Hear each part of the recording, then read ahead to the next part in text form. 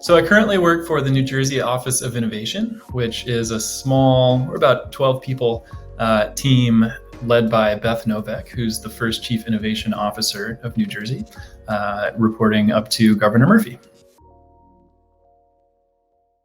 Mostly my dad. I've been a nerd ever since I was a kid, and he, from a young age, got us playing with computers. And then in high school, when it came time to pick a college and pick a major, I had initially thought I was going to go to school for music. And my parents were like, oh, that's great.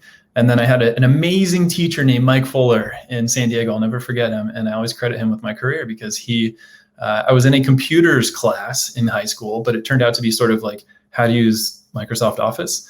And I was a little bit bored, but he was like, hey, if you hit Alt F11, it opens up, the Visual Basic Console, and you can write you can write code, and you can do this and that. And it really whet my appetite. So that was my junior year of high school when I was looking into going to colleges. And so I was like, actually, hey, mom and dad, instead of going to school for music, I think I might want to study computers. And they were highly supportive of that. And away I went.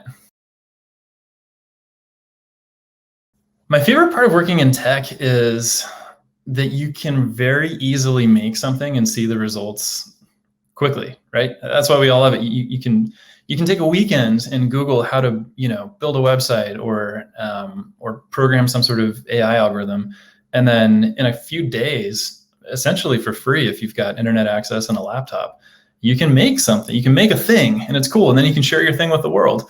So that's really cool. I really like that. That aspect of it. I'll always be a geek. I like building things and seeing something come to fruition quickly.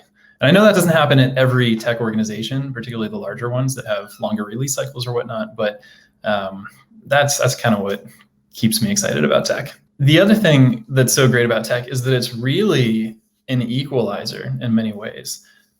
Again, you don't need $20,000 to buy a fancy machine to start getting your feet wet with technology. Pretty much anyone can do it, again, with access to the right information, which is all over the internet, and curriculum being more prolific these days in community colleges, at the high school level, at the middle school level. I'm on the board of a middle school, and we're teaching kids how to program at the middle school level in the South Bronx.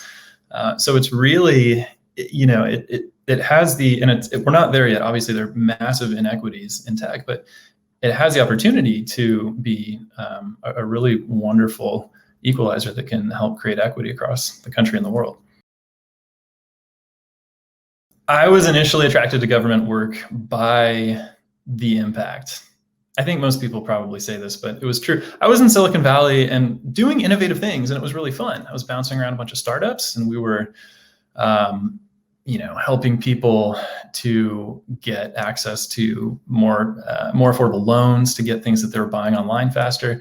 But at the end of the day, there is a massive mission that government undertakes that is very hard to find anywhere else. I've found in the private sector, and I didn't know anything about government. I thought John Kerry was the vice president in the Obama administration. Don't tell anybody that, but I didn't know anything about it at all. But I knew that there was a new program. In this case, it was the Presidential Innovation Fellowship. And a friend of mine named Scott Wu had participated in it. And he said, hey, you might be interested in this. It was an avenue into the government world that let me, a nerd like a tech fan nerd like me, enter government, enter the public arena, help other people with my specialty, my superpower, rather than, I was like, oh, government is, you're shooting guns or you're kissing babies or maybe you're a lawyer. But come to find out, it's chock full of almost any profession you can imagine.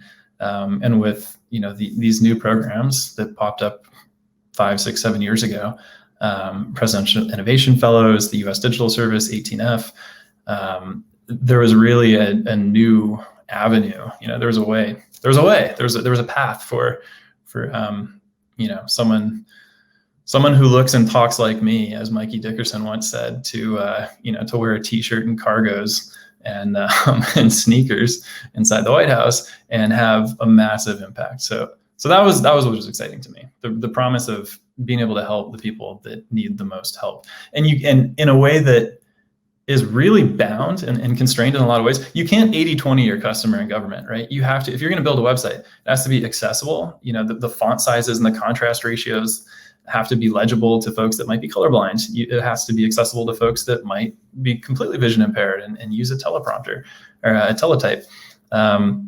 So that was also really interesting. In Silicon Valley, it's like, well, we'll kind of ignore this market segment and we'll focus on these, more. We'll adjust our product market fit. Whereas in government, you've got this really pretty awesome challenge to help literally everyone, every citizen, not even citizen, every resident within the US. So to me, that's pretty cool. They're big problems to solve. So I will definitely go back to the private sector, but I probably won't stay there. I'll probably go back and forth. And in fact, one of the trends I'm seeing is more and more public-private partnerships in a way that, take something like artificial intelligence, right? It's really challenging for private industry to solve that and do it well, do it with an eye towards national security, think about the ethics, do it, self-regulate all by themselves. But at the same token, like, government is not going to solve that without all of the, the scientists, the folks hired by industry, the folks thinking about creating self-driving cars and whatnot. I mean, sure, you've got awesome, brilliant folks working for the national labs, but when you get everyone together, right? Private, public, civil society, like academia, and again, these national labs, that's where it really shines. So for me personally, I will likely go back to industry. I will likely then go back to the public sector, maybe a little more academia. I'm getting a master's right now, which is something I never thought I would do. But it depends. I've seen folks do it in different ways. The U.S. Digital Service and the Presidential Innovation Fellows, they get folks for as short of time as 6 months. Some people for a year, take a leave from your job, do a bit of a tour of duty. But a lot of folks get hooked and stay 2 years, stay 5 years, or longer than that, and become career civil servants, which is fantastic. There's no right or wrong way, honestly. I think it's a personal thing. And you really do need folks on both ends. You need folks that stay in government forever, and they really know how the process works. And they are to be commended in the highest way. Through thick and thin, through different political administrations, they are so highly dedicated to their craft. It's phenomenal. People in the Census Bureau that I've never heard anyone speak more passionately about error bars and margins of error and like footnotes on graphs than these folks. And it gave me such an appreciation for the quality of data and the studies and the integrity that goes into these things. But it's not what makes the news, right? C-SPAN is always going to talk about whoever's, blabbing away in Congress about the latest thing. But these folks that have dedicated their lives to being on the inside and really dedicating and honing their craft for the betterment of the country they're really the unsung heroes in my mind. So it takes all types. The most meaningful thing I've worked on in government by far has been COVID. It's not every day, I would argue, that a technologist has the opportunity to literally save lives.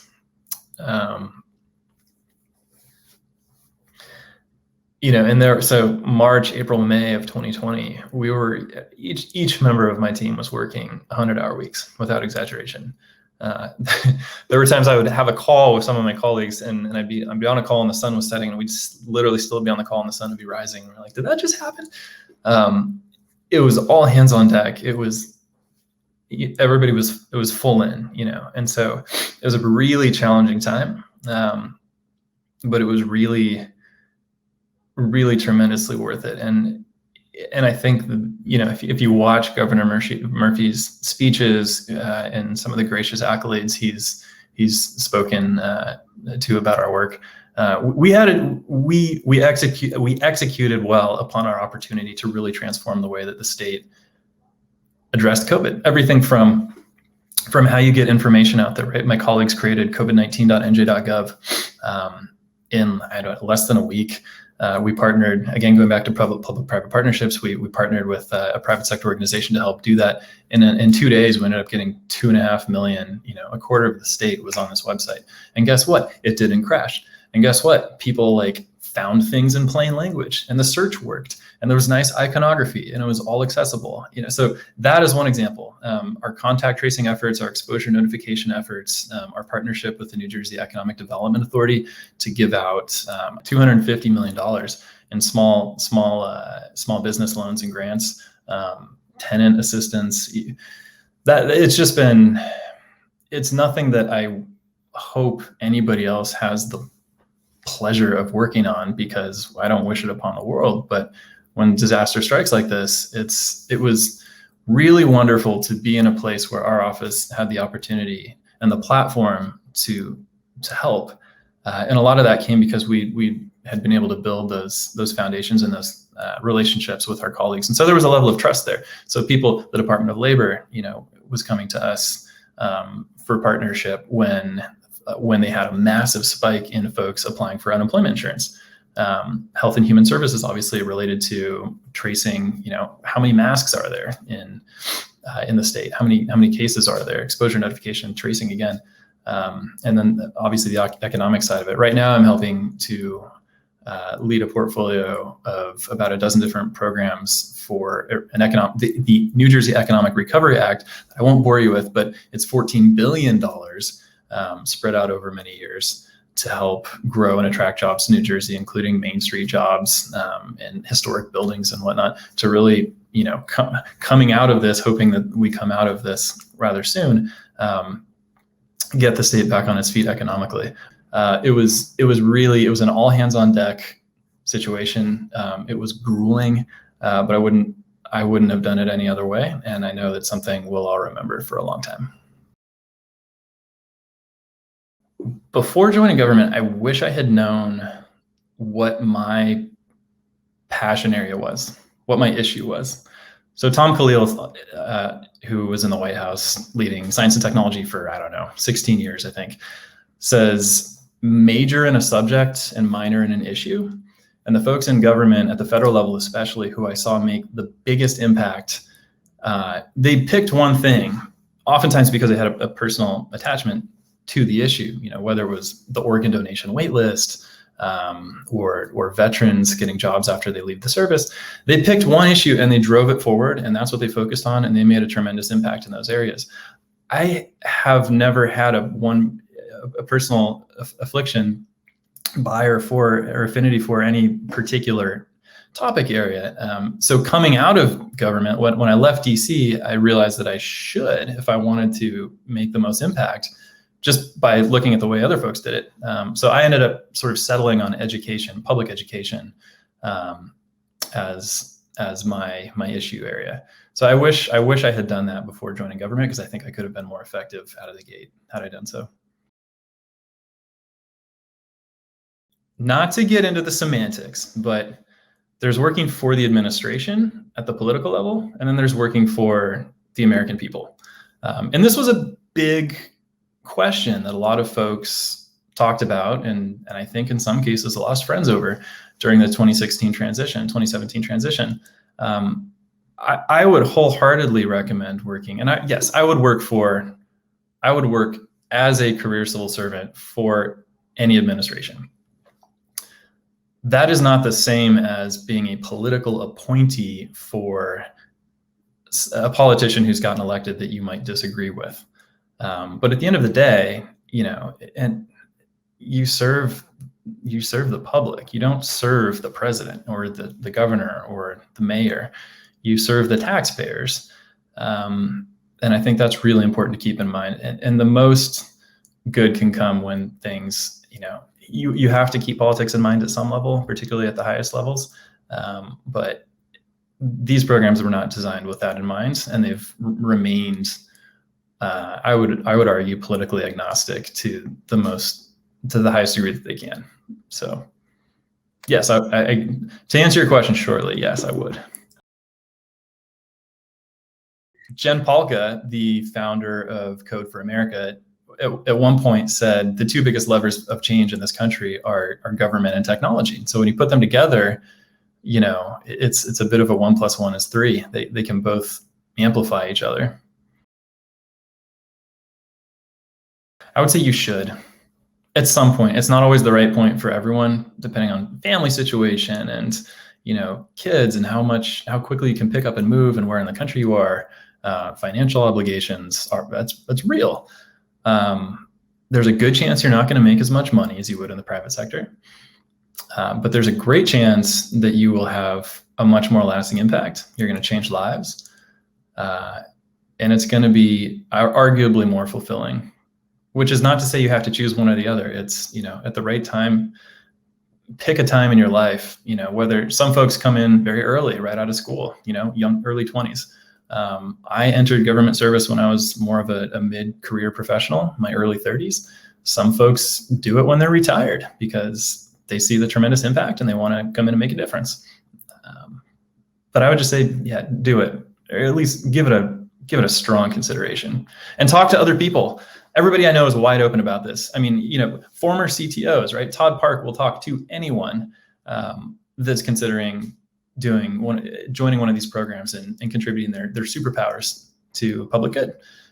So there are so many resources out there. There's so many people that will talk to you. There's so many new programs at the state level, at the federal level, across all different domains, whether you're interested in using artificial intelligence for national security or making it easier and more approachable and equitable to apply for food stamps or housing vouchers or the foster childcare system, whatever your interest is, and at whatever level, even at hyper-local level, at the community level, certainly at the city level, there are plenty of tech incubators and whatnot. They need you. They need your help.